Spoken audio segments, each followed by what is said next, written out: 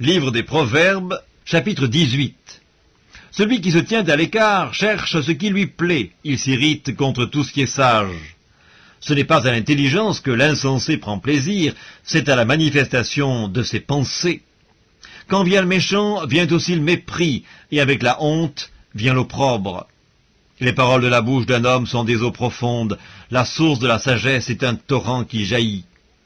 Il n'est pas bon d'avoir égard à la personne du méchant pour faire tort au juste dans le jugement. Les lèvres de l'insensé se mêlent aux querelles, et sa bouche provoque les coups. La bouche de l'insensé cause sa ruine, et ses lèvres sont un piège pour son âme. Les paroles du rapporteur sont comme des friandises, elles descendent jusqu'au fond des entrailles. Celui qui se relâche dans son travail est le frère de celui qui détruit. Le nom de l'Éternel est une tour forte, le juste s'y réfugie et se trouve en sûreté.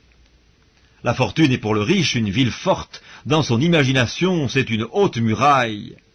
Avant la ruine, le cœur de l'homme s'élève, mais l'humilité précède la gloire. Celui qui répond avant d'avoir écouté fait un acte de folie et s'attire la confusion. L'esprit de l'homme le soutient dans la maladie, mais l'esprit abattu, qui le relèvera? Un cœur intelligent acquiert la science, et l'oreille des sages cherche la science. Les présents d'un homme lui élargissent la voie et lui donnent accès auprès des grands. Le premier qui parle dans sa cause paraît juste, vient sa partie adverse et on l'examine. Le sort fait cesser les contestations et décide entre les puissants. Des frères sont plus intraitables qu'une ville forte, et leurs querelles sont comme les verrous d'un palais. C'est du fruit de sa bouche que l'homme rassasie son corps, c'est du produit de ses lèvres qu'il se rassasie.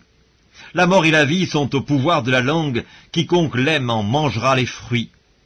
Celui qui trouve une femme trouve le bonheur, c'est une grâce qu'il obtient de l'Éternel. Le pauvre parle en suppliant, et le riche répond avec dureté. Celui qui a beaucoup d'amis les a pour son malheur, mais il est tel ami plus attaché qu'un frère.